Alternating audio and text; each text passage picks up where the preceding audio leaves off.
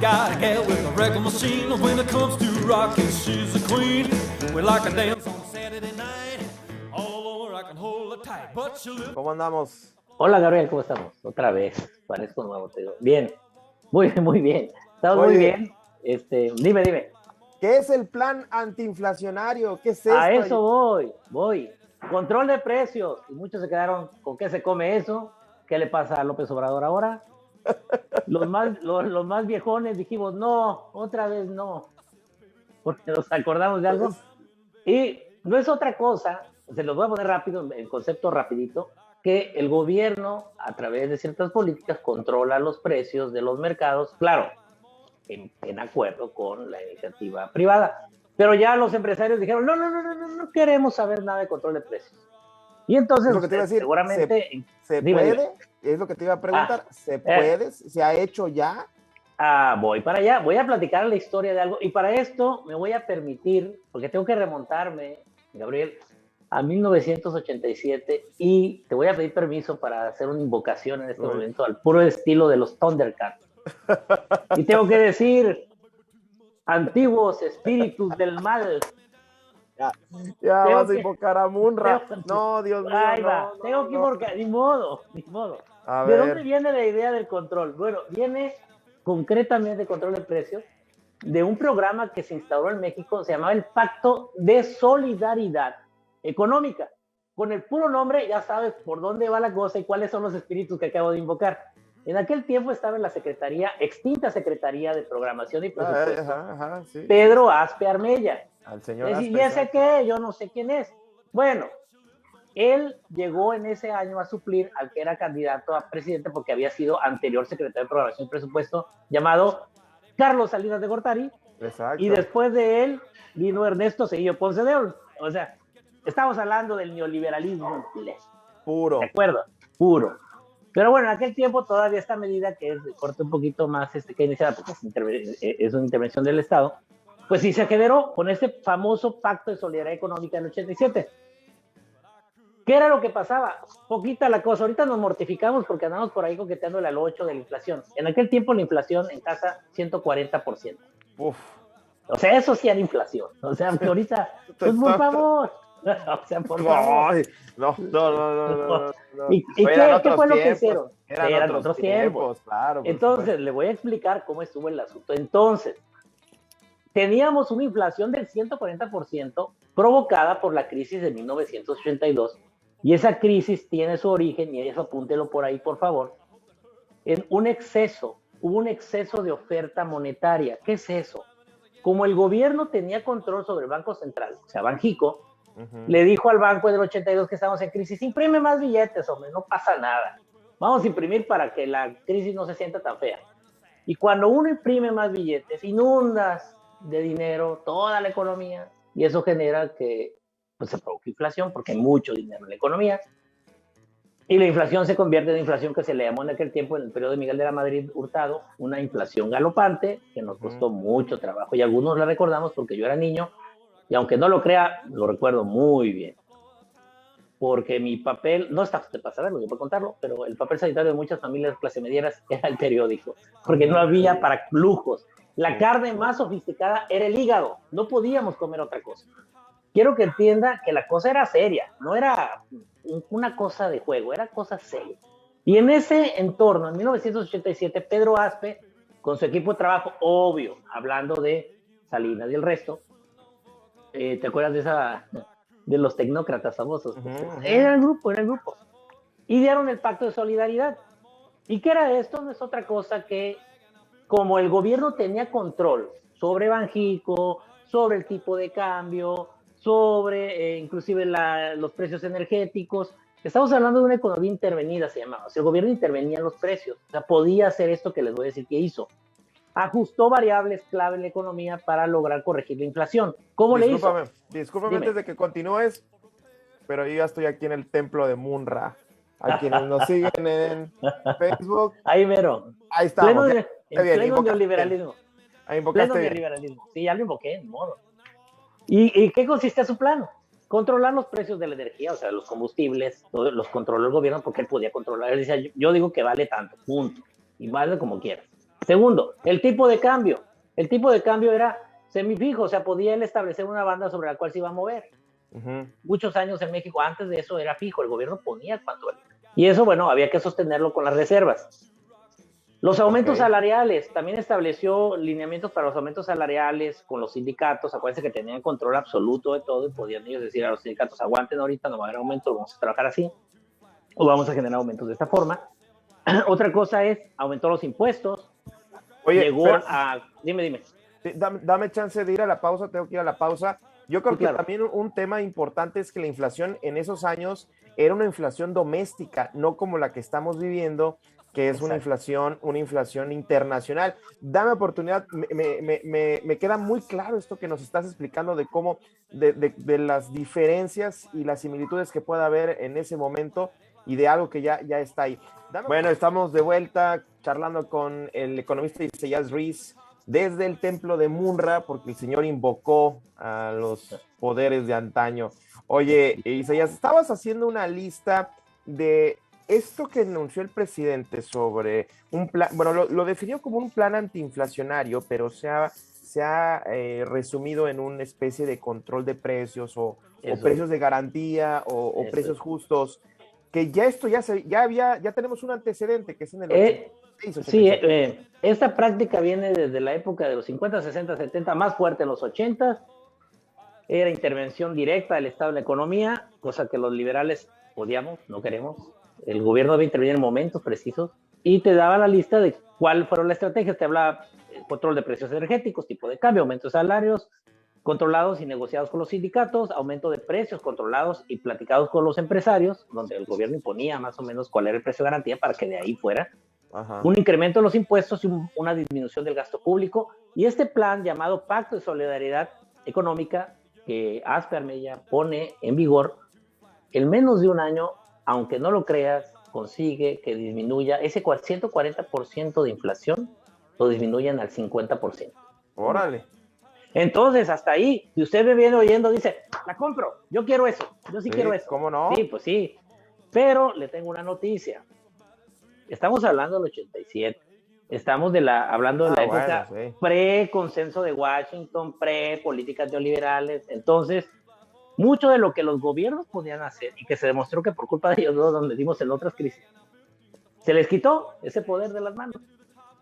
Hoy día, en pleno 2022, estamos hablando de utilizar una herramienta que se utilizó en los 80s para curar la inflación, pero la inflación que tenemos ahorita no es igual. Como bien lo decías, Gabriel, esta inflación de los 80 es una inflación doméstica, interna, porque eso que hablaba yo de la oferta de dinero, del exceso de liquidez que nosotros generamos a nivel interno, nuestro banco emitió moneda, un derecho de señoreaje, con el cual nos costó la desmonetarización económica general de la economía mexicana, pues es interno el movimiento.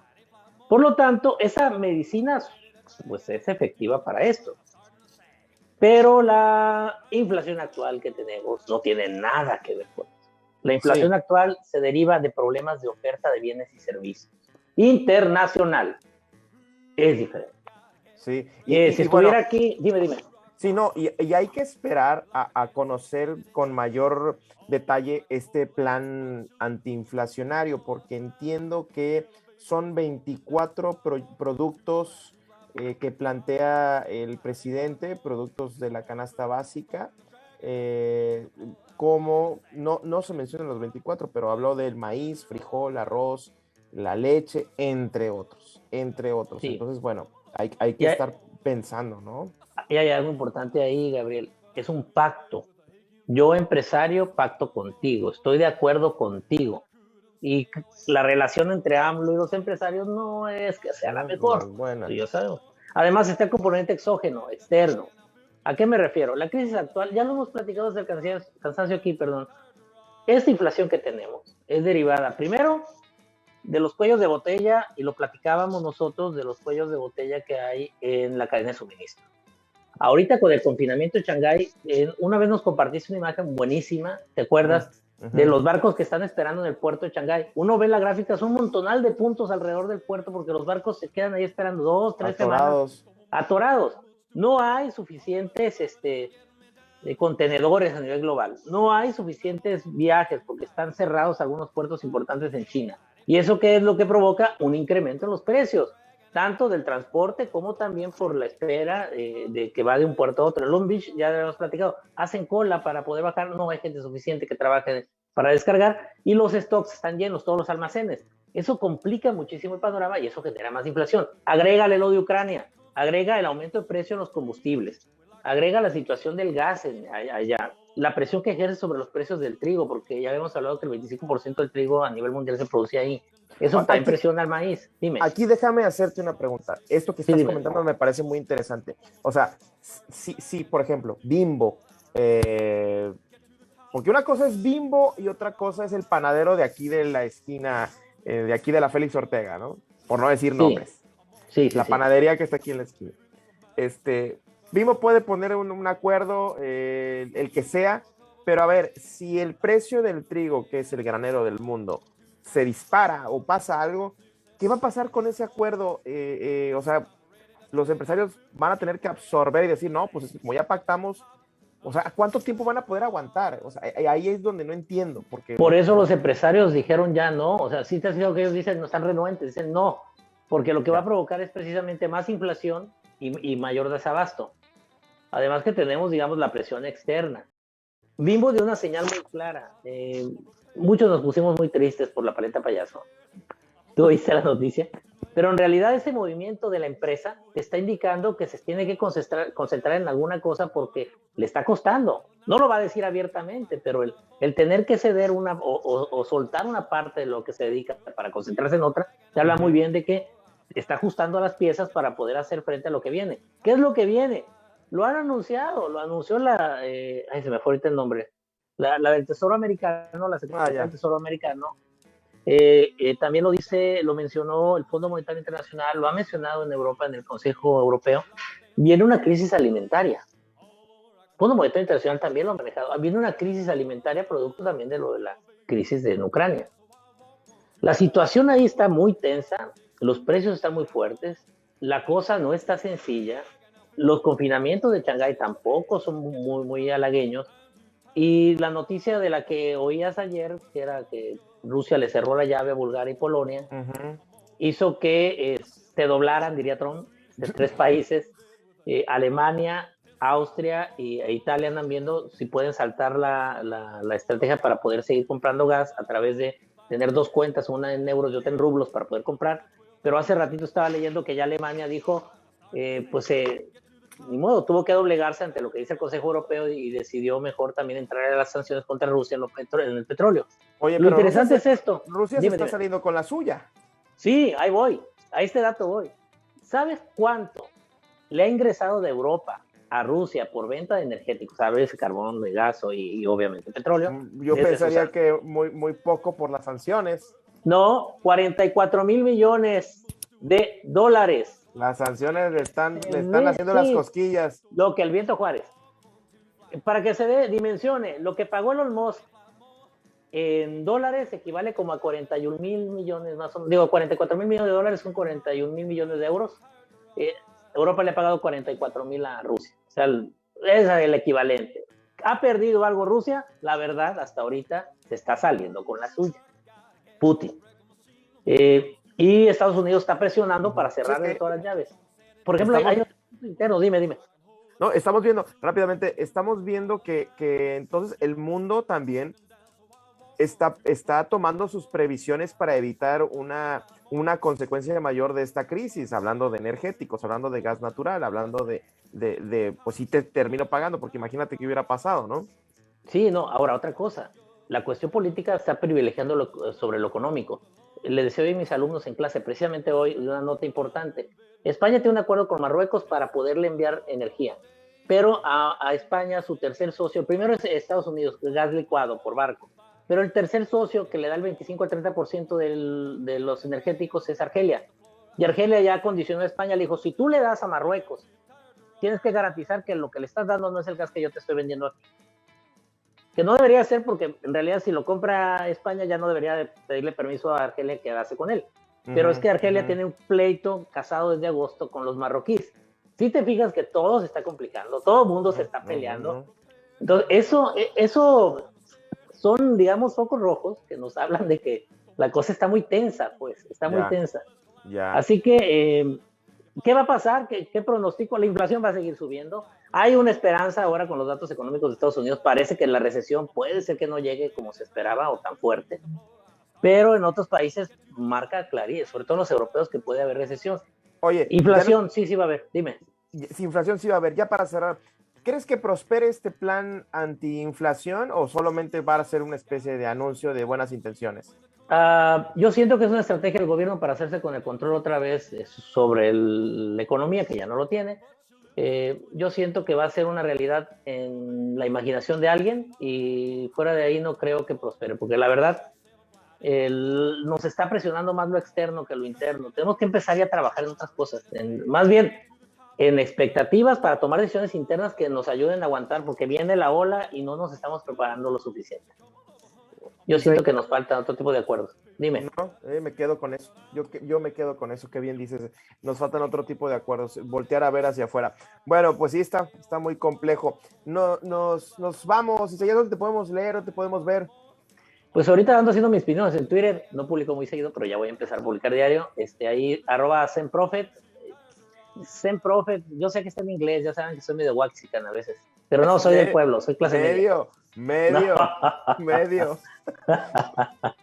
Tú vas a decir, estoy bronceadito por caminar en la calle y subirme al pecero, ¿no? Claro. Y en YouTube, Pocket Economics, por ahí me pueden seguir. 1, 2, flight 3, flight 4, 5, 6, 7, flight 8, flight more. Up on the 12th, I'm ready to drag, and on 15th the floor, I'm starting to sag. Get to the top, I am too tired to ride.